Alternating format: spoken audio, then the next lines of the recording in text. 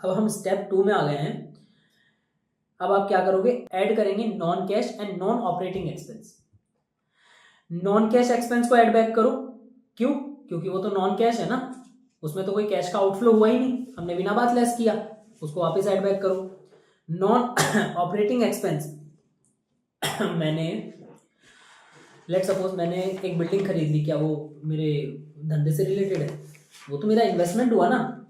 तो एक बात बताओ, वो एक्सपेंस तो है पर वो मेरे बिजनेस से रिलेटेड नहीं है। तो जब बिजनेस से रिलेटेड है ही नहीं तो हम उसे लेस क्यों करेंगे? तो हमने लेस कर रखा है उसे, उसको वापस ऐड बैक करो। ठीक है।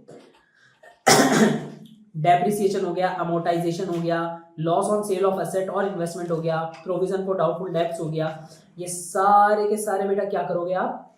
ऐड बैक करोगे। क्या ये क्लियर हुआ? ठीक है।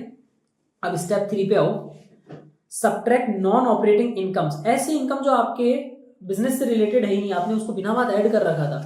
मैंने इन्वेस्टमेंट बेची प्रॉफिट में, मुझे प्रॉफिट हो गया, मुझे इनकम हुई, तो क्या वो इनकम मेरे परचूने की दुकान की है? मैंने तो शेयर्स बेचे, परचूने की दुकान पे शेयर्स बिकते हैं क्या? तो अगर परचूने की दुकान पे शेयर नहीं बिकते हैं तो वो मेरा ऑपरेटिंग इनकम हुआ ही नहीं, और जब वो मेरा ऑपरेटिंग इनकम नहीं हुआ तो मैं उसको इसमें ऐड क्यों करूंगा? मैं वापस से उसको लेस कर दूंगा। ठीक है बेटा। तो स्टेप 3 में आप सब्ट्रैक्ट करोगे नॉन ऑपरेटिंग इनकम। सबसे पहले जैसे gain on sale of asset, investment, rental incomes. आपका रेंटल का काम नहीं है ना,